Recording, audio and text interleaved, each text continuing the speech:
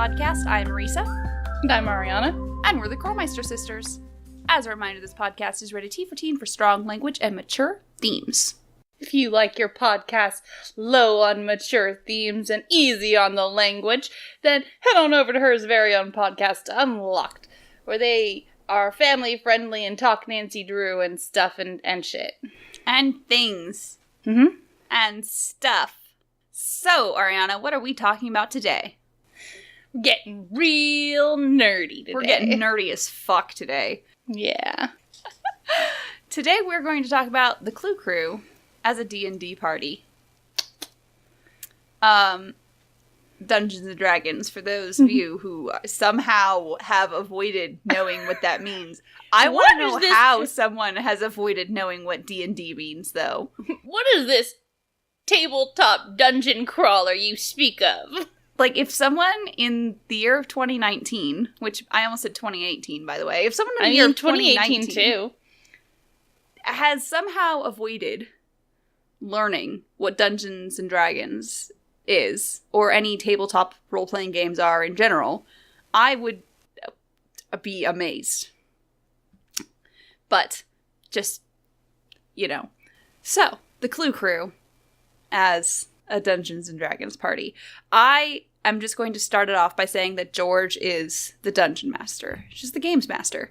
Like, she has to be, because she is the only one who is, how do I say this?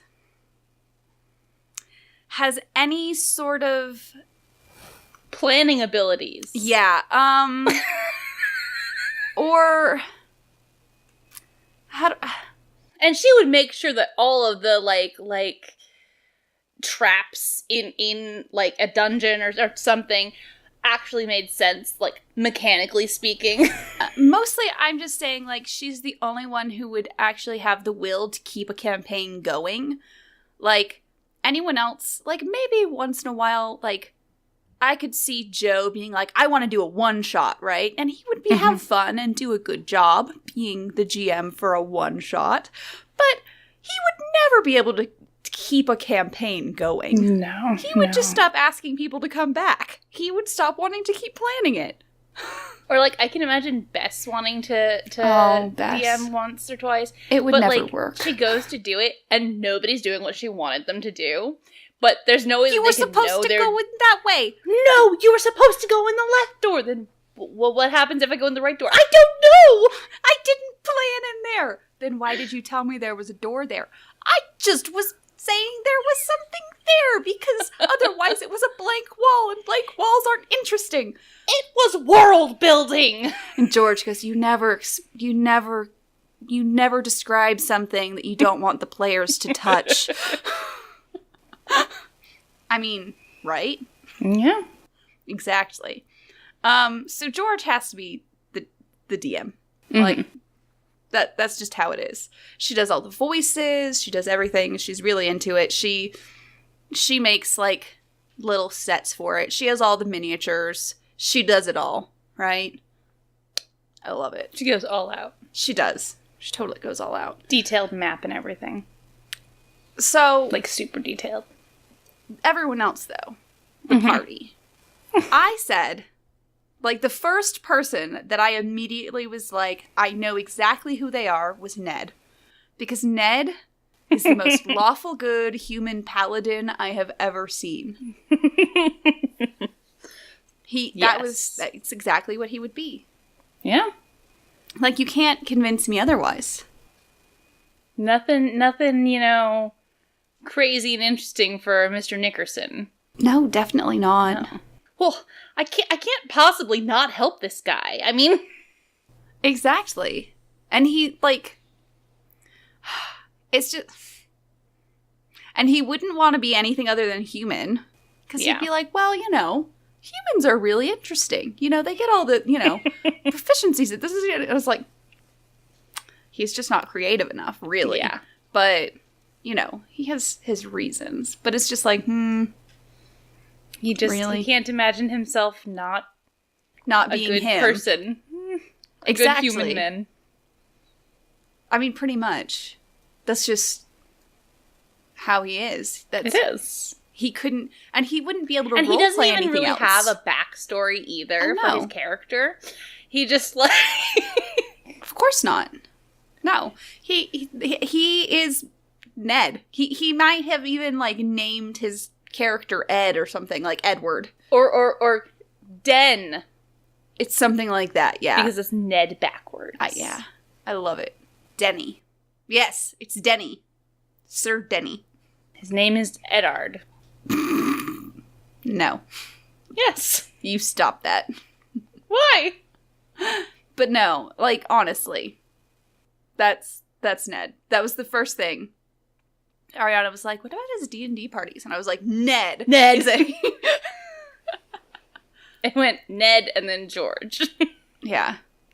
But yeah, he's definitely... And then the next one, though, that, like, on the opposite end of that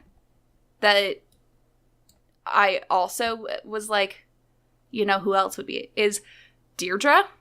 Mm-hmm. The most extra of extra. She totally is a tiefling bard. Mm-hmm. Because, one, she was obviously just like, I don't care, right? She's just showing up because she heard Ned was going to be there. So she just doesn't care. She's not actually caring about any of it. She opens the book and she finds vicious mockery. And she's like, vicious mockery? That sounds fantastic, right? So she creates her entire character around being a bard because of vicious mockery. Like, that's it. And then tiefling, because it's the most dramatic. I was going to say what drew her in was she opened the book and she turned to the page on tieflings and she's like, these are gorgeous. I want to be one of these. Yeah, exactly. Yeah. So now she has, like, this very intricate backstory about her tiefling and everything. Like, she doesn't want to, like, tell everyone all of this. Like, if George admitted to anyone all of the backstory she has told her, then Deirdre would ruin her socially. But, you know, she definitely has intricate backstory for all of it. And, you know, she has all of this written out, all of her, like, how she started, where she, you know, everything. She's super into it. She just doesn't want everyone to know. Right, though? Yeah. Oh, no, absolutely. She's very into it. She's very into it. As opposed to Nancy. Who barely has any idea she's playing. She does not understand any of it. Because she only shows up to every, like, other session. Like, that's the thing. She's never there. She shows up to, like, a session. Her character's always on, like, a vision quest for So, like, she was just going to be like, oh, everyone's doing this. So she just, like, her first character she was just going to make was just going to be a human ranger. Because she was just like, I don't know what to do. And that's just what... was Rangers like she looked online arrows? About easy characters to make, right? Yeah. And George was like, no. So George built her a character for her, right? So George went all in depth, made her like this half-elf rogue as supposed to be this joke character. Like, as this comment on, get it? Because she's sneaky and it's stealing stuff like you always do. But then Nancy just didn't get it and just took it at face value, and she just started playing it. And now George feels too bad to say anything about it, because now she's like, oh no, I was making fun of my friend, and now my friend will feel bad. But little does she know is that Nancy did get the joke, and now she's just seeing how long it'll take for George to own up to it. I like that. I thought you were going to go on about how Nancy was just like, Nancy's character literally just finds something to steal in every... All right, what isn't nailed down to the floor? Oh yeah, no, definitely. She just and now she just does that because it's just like, Nancy, you can't fit that in your bag, okay? Is the throne nailed to the floor? So what is really valuable in this room? Well, you see a beautiful golden throne, and on the throne, okay, I take the throne. No, I was gonna say there's a scepter. No, I take the throne. Nancy, you can't take the I roll for... No, you're not strong enough. Roll for strength check. I mean...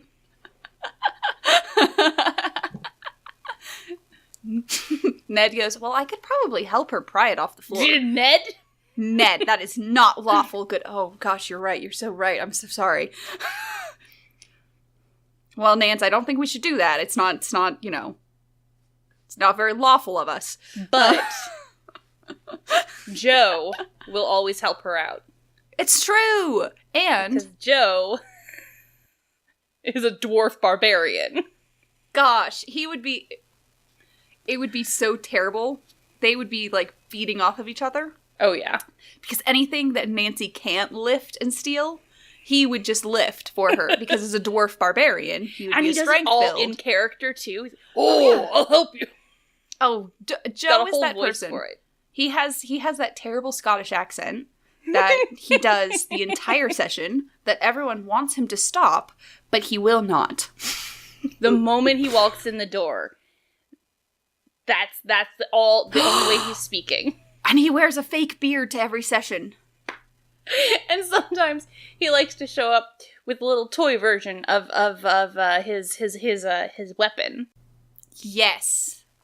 Exactly. He is so into the action, like the role-playing aspect of it. He's the one who's the most into it. He will not speak out of character the entire session. Nope. I love that. That idea is fantastic. And he oftentimes does it very meta. It's true. Of course. So he's super into it while being super aware. Speaking of meta, though, is that Frank is the metagamer.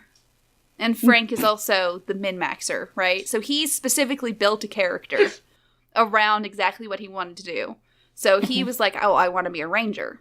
So he was like, what is the best race to be a ranger? So he went in, right? And he's like, okay, I'll be an elf ranger so I can get, because I'll already have the dex. He went all the way in there, made this entire character before going, oh, I should probably have like a personality or like a backstory or something. He showed up totally excited about it. He had all the stats and he's like, all right, I'm ready. And George goes, okay, what's your character's name? He went, oh, a name. Yeah. And so he doesn't like do anything in character.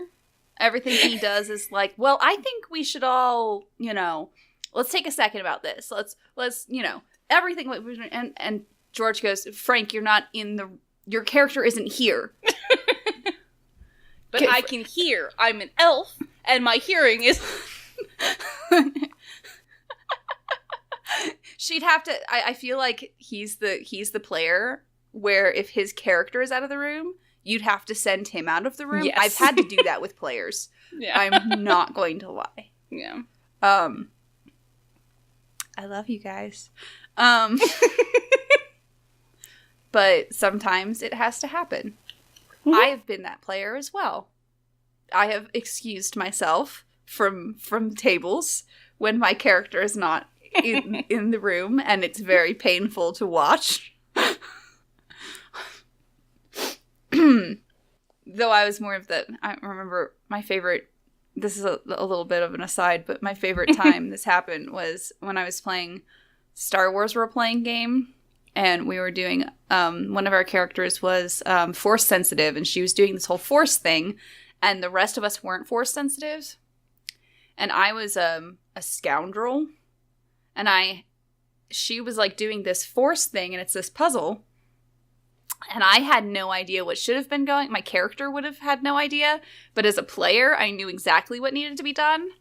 So I went, well, I may just be a simple smuggler scoundrel, but maybe you should use that magic force power. So that would be Joe. Yes. That would be Joe's character. He would do it in character. I may just be a dwarf, but I may just be a dwarf barbarian, but but I still think. No, I'm sorry. Ugh, I may be a... Yeah, it'd have to be a terrible Scottish accent. Just awful, like, just nobody awful. Speaks that way. No one. Bess, however, was so overwhelmed by the entire process. But she was just reading through all of them, and she found a halfling, and she was just like, oh, these are my people. And I like what you wrote in there about when she found the druids, because she would be a halfling druid. Yeah. Because that is exactly why I thought she would choose it. She was like, oh my gosh, druids can take animal forms? I can be a doggy? And then George would be like, I mean, a wolf, but no, you don't care. I'm gonna be the happiest puppy in the world. Yeah, pretty much. Okay, but you can't use this when you're... I don't care! Exactly. Yeah, pretty much. And then... we also had 2 special guests included as well. We do. So, for special spied times when they have Sunny and Jamila over. Because they have Sunny and Jamila over sometimes. Every once in a while. So I think Sunny. We both agreed he would definitely be a gnome. Definitely a gnome. There's nothing else he would be, and I say a chaos gnome because chaos gnome. They are brightly colored and just ridiculous. Yeah. And the name alone, he would be like, "Oh yeah, no." And we weren't.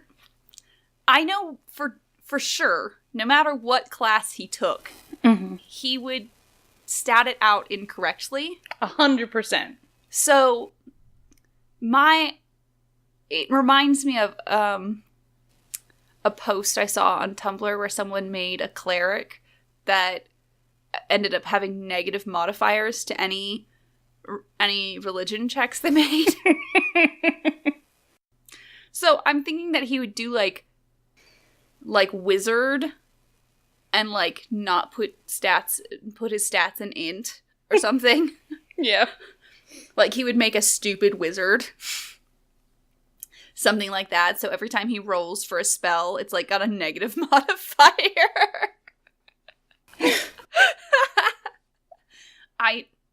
That sounds fantastic to me. Yes. A dumb gnome wizard. Just... But he gets really into his character and chooses to love him regardless. Oh yeah, definitely. Got a whole backstory. A lot went into this character. Yeah, and he celebrates all of his low rolls. Yeah. He's like, this nat 1, a lot of bad luck went into this nat 1. Deserves to be celebrated. Yeah. Do what you will with me. Huh? Do what you will with me. Oh, kind goddess. George goes, oh God, please stop calling me that. Right, though? Yes. 100%. And I said Jamila would be a monk. Mm-hmm. I feel like that class really suits her, but I don't know what race she would be. I still never decided what race she would be, because I want her to be, She would choose one that is not seldom used. Yeah. Not one of the, major. What's that, eagle one? I can't remember it. It's in the Monsters Handbook, I think. Mm-hmm. But I think that one has high... Because as a monk, you want high dex, high int. Mm-hmm. But I can't remember the name of it. Whatever. I don't play D&D very much. I prefer other tabletop RPGs. Thank you very much. But she'd definitely go for one of the non-humanoid ones. Yeah. Definitely. More, yeah. Yeah.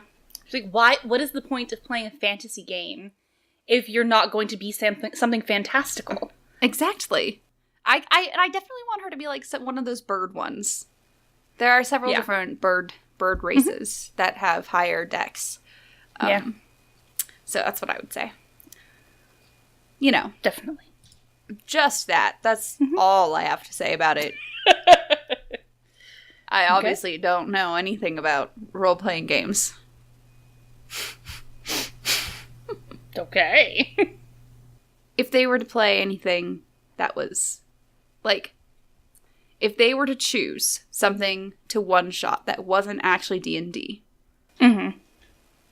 I feel like Joe would choose something steampunk. Don't you think? Yeah. He would totally do a steampunk thing.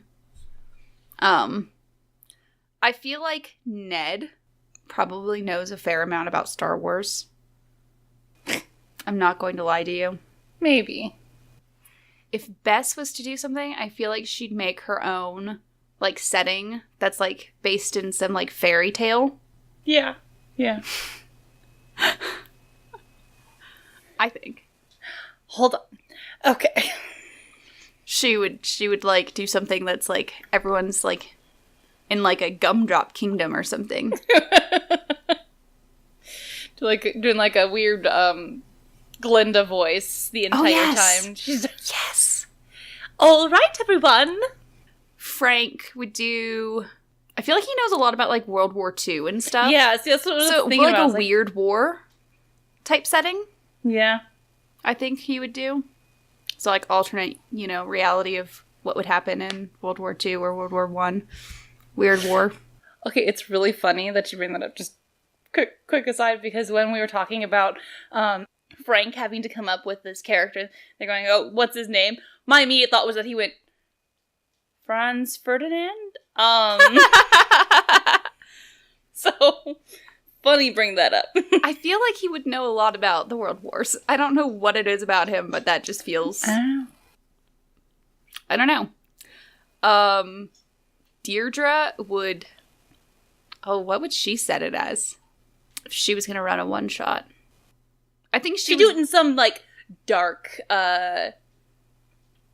realm. Yeah. Like, oh, this is the... I was thinking, like, maybe, like a Lovecraft type thing. Oh, yeah? Just something very, eldritch horror type thing. Yeah. Where she makes everyone, like, really... It's super dark and super creepy, and everyone at the end is like... Is Deirdre okay? And she's like, okay. That was so much fun, guys. That was so much fun, you guys. Thank you so much. And everyone's just like... Sunny would do something that's like... I mean, aliens, obviously. Aliens, yeah, but... It's definitely not a Star Wars alien thing. More Star Trek, but still not quite. Whereas Jamila would definitely base her stuff, and I'm just saying because this is where all of her interests lie. She'd be like, it's sort of like Egyptian stuff. She'd like create a lot of mythology around it. And hers would, yeah. Yeah. Or like maybe urban fantasy or something. Maybe. Including like myths and stuff. Mm-hmm. That kind of thing. But Nancy, what would Nancy do? She'd have it be something noir. She'd just be like... She'd just do a murder mystery. You can be whatever kind of character you want to be, but it's gonna be a detective story. So she'd just let everyone just bring whatever character they want. Mm-hmm. And then it's just a murder mystery. She sets it as like a murder mystery in present day, but she doesn't tell them that. So everyone just brings a character, like their interpretation of what she's gonna do. So, like, George brings, like a hacker type person, and Bess brings, like, a full-on noir detective, and Ned brings, like a Sherlock Holmes. And they're all ready. But then, like, Joe brings his dwarf. I am a dwarf barbarian! Damn it, Joe. Nancy's fine with that. She encourages it. Yeah, she does. She encourages him to solve the mystery with his axe. I like where you're going with this, Joe. I like your creativity. The rest of you could learn from him. It's true. Frank's like, I come as Frank Hardy. Yes, Frank just plays himself. But he plays as Hank. Hank. Barty. Yep. Hank Brady. Hank Brady. I'm Hank Brady. I go around solving crimes with my cousin, Bob. My cousin Bo.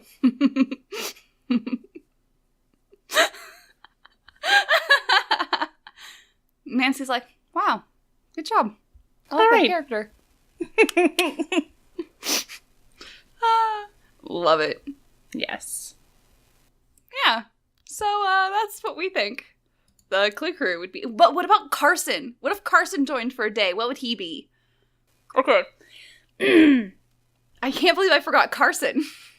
He would get very into it, okay? Oh, he would. Because George would let him know that his character was going to be significant to the story. And she'd be like, okay, so I really need this character to be. He's like, okay, he's a wizard. He's a let's see, but he's like he'd like do some kind of crazy Merlin-esque character. Yes. And he'd put on a funny voice. Oh yes, well you'll never guess where I hid the next ingredient. It's yeah, I love it. It's true. Put a bunch of points into wisdom, none into intelligence, and and then it's there. like, oh, you can't do anything, Carson.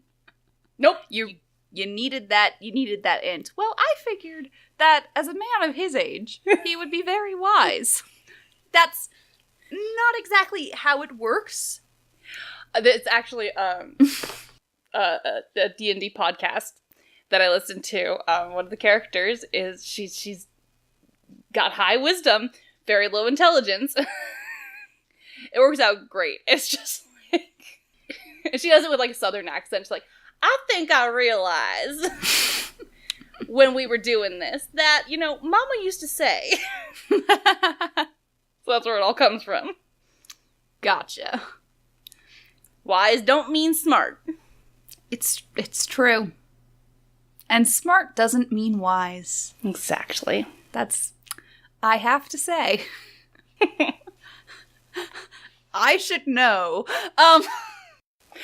But he would also definitely make sure that whatever race his character was, that it had like pointy ears that could be flopped over because of his old age. Oh yeah, of course. He's very into that part of it. Yes. Yeah. Yeah. So yeah, that's what we think the Clue Crew would be like as a D&D party. If you think we got something wrong, please let us know on any of our multiple social media. You can contact us on our website, krolmeistersisters.knifefightclub.com, our YouTube, Twitter, Facebook, and our Twitch. And you can listen to us on iTunes. There we go. Jesus Christ. iTunes, Google Podcasts, or Spotify. And you can leave us nice, happy little reviews there. And then maybe we'll read them on the podcast if they're good. If they're good. But only if they're good. Also, you can subscribe to us on Twitch to get access to our cute little wine glass emote. And you can support us on Patreon. So you can get access to our awesome Stream Cat picks straight to your inbox every week. Yeah, the most important part of the Patreon, which is just at the $1 tier, by the way, just so you know. It is. The most important thing every Monday, Stream Cat picks. Gotta get your cat fixed. Yeah, exactly. Gotta get your cat fixed. True. Spay and neuter. That's what the Krolmeister sisters say. Now I want to make a little poster with Sylvanas looking to the camera and it says, Streamcat says, always get your cats fixed. Spay and neuter your cats today. That's what I'll put on Instagram. So as a reminder, I'm Marisa. And I'm Mariana. And we're the Krolmeister sisters. And we're asking you guys to stay sleuthy.